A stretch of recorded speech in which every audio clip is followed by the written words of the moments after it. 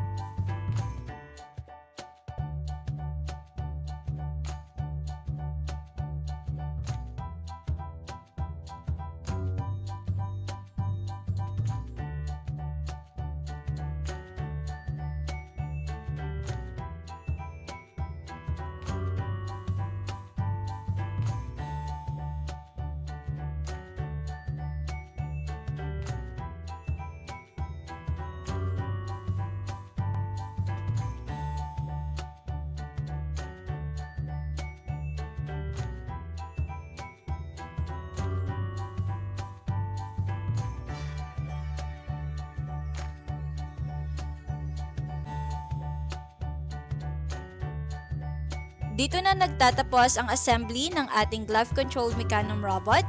Make sure na panoorin nyo ang part 2 kung saan ipapaliwanag natin ang wiring connections ng ating mga pins.